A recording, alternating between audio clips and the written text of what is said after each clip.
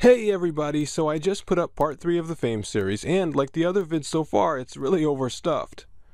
I got a chance to talk about Einstein and the context effect, and how different outside stories come in at different times to spread ideas. But there's still a lot more to say about that, and the process by which people become famous, which we'll get into later. In the meantime, I want to fill in a couple of things from that video that I didn't manage to fully talk about.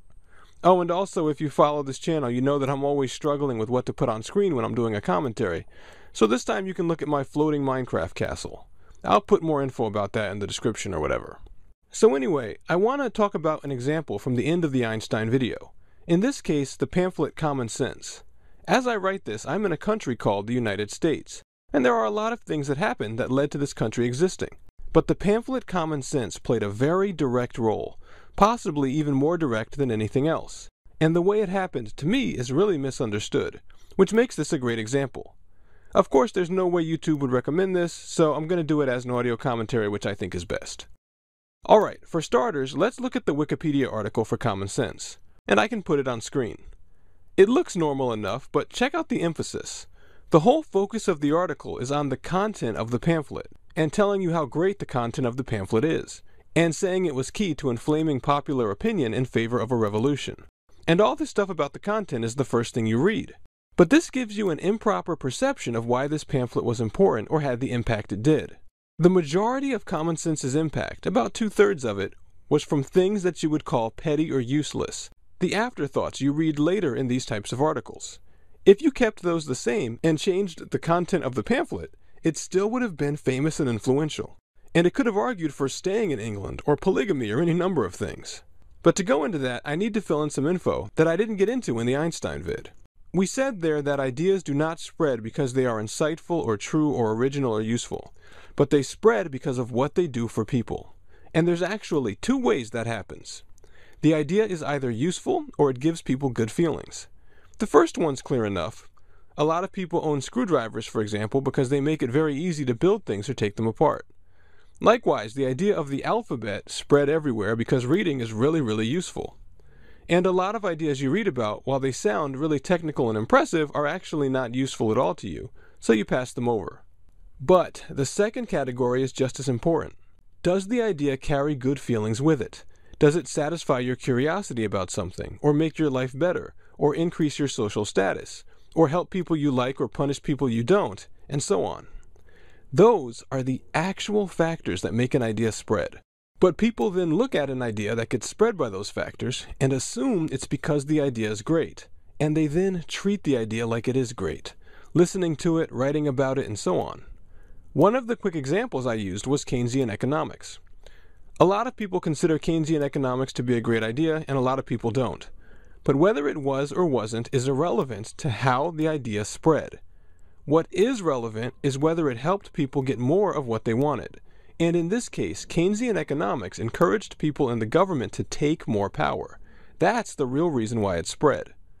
So, let's look at how this worked with Common Sense. The fundamental weakness of the relationship between England and the United States was that people in the US had money being taken directly out of their pockets to go to England. So, Common Sense, by proposing an argument by which people would get to keep that tax money, was useful to people right out of the gate. But here's the thing. It could have used completely different arguments for the same conclusion and had the same popularity, at least at first. If the arguments were bad, someone could have eventually broken them down and made people who believed in them look foolish, which would not have served those people's interests. So by making good arguments, it provided a solid, defensible excuse for people to do what they wanted to do anyway, which was keep their money. And on top of that, there's the feelings that go along with the idea. And this is the big one. If you look further into the info on Common Sense, you'll see that there was a big dispute over the rights to publish it. And this played out in the newspapers over the course of several months. When we talk about the plots of stories, personal conflict is always one of the most important parts. Most plots build off of it and add intellectual ideas later. And this is the same thing that happened here. And there's a very real reason why it works. We're used to existing, like we've said, in those villages of 100 or 200 people.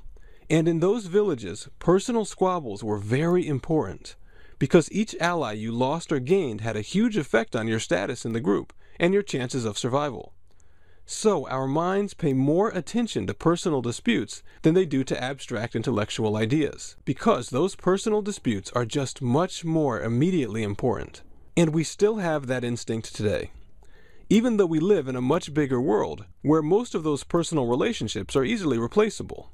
So this dispute, the fight between the author and publisher of Common Sense, was what actually drew people's attention to it, which again could have happened over a pamphlet about any other thing, like goat worship, and still have drawn the attention. But here's the way it worked. Common sense wasn't a bad idea like goat worship would be.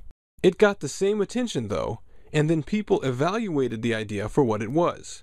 Because, like we mentioned briefly in the Einstein video, we're trained from birth to associate a certain situation with taking in a worthwhile idea.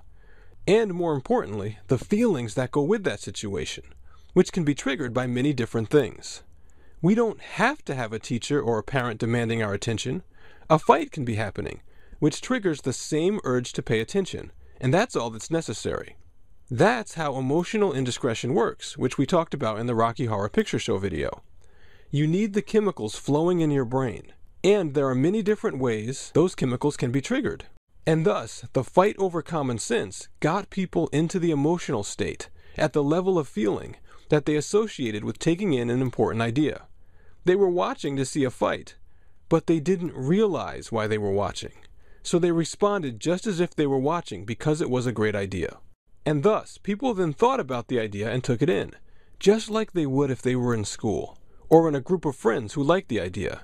The idea had acquired enough outside factors, enough emotional weight, to get people into learning mode about it.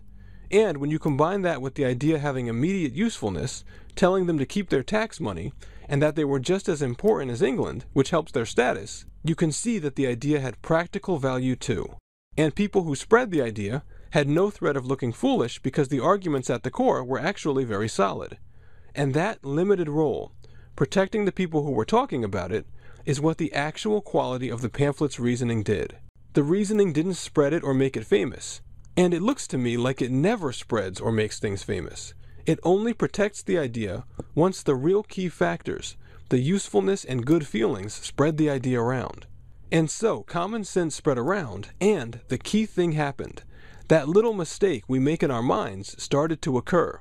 It's the thing I call feature bias, or you might have heard called hasty attribution, where people looked at all the attention and prominence around the idea, didn't recognize all the surrounding events and how they created the feelings people had about it, and they assumed that the idea was famous because of how good the reasoning in the pamphlet was. Heck, it's called common sense, so it couldn't do much more to make people think that. And then the pattern of history happened. The real and important pattern of history. People listened to, took in, and started to follow an idea that was put into their minds for reasons that had nothing to do with the actual quality of that idea.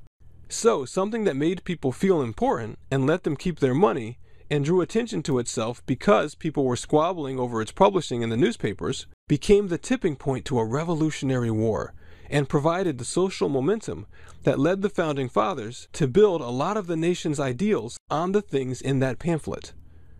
Now, of course, there's a lot more involved with this. I'm just talking about the actual tipping point in early 1776 that turned this from a small dispute into an actual revolution, which is where this came in. But I really do mean it when I say that I'm sitting in a country called the United States because a printer a few hundred years ago wrote out a bad publishing contract. So anyway, let me mention a few other things before I go. I'm still in the process of organizing which ideas here I talk about when, and you can probably tell that it's a pretty messy process. I'd rather talk about what I'm excited about than wait until it's all cut and dried and lower energy. And even the stuff that I'm talking about in this series, which I actually mostly figured out during a break I took from making videos a few years ago, still has some things that I haven't totally perfected. Like, for example, I have to make a correction to something I said in the first video in the series about how star power relates to causing change, which I'll do later. And likewise, there's a few other things I left out of the Einstein video that I want to mention now. Like, for one, as we talked about in the propaganda series, people have barriers to taking things in which protect their own reputation and the stability of their thinking. This comes into play when someone like Einstein shows up pushing weird ideas. It's very likely that Planck, and other people like him, like G.H. Hardy, who discovered the mathematician Ramanujan, are secure enough in their own reputation that they aren't threatened by someone else challenging accepted ideas. And also, their understanding of their field is deep enough that they aren't destabilized by someone going against some of the basic premises. But the main idea is still the one we talked about in the video, where the context effect comes into play with them, and they then provide the outside story that makes others interested. And since other people now gain reputation by following them, instead of losing reputation by letting an unknown person show them to be wrong, they go along with it. Along the same lines of being overstuffed with things to say, there's plenty more to this, but I realized that I can make it into its own standalone video, which will jump off from this and other stuff we've talked about, and should have some real emotional power to it, which I'll probably make in the near future. But anyway, this is an audio commentary, which means it won't get a lot of views and comments, but I'm okay with that, and I'm just glad I could fill in this information. Either way, thanks, and I'll be back with the next video.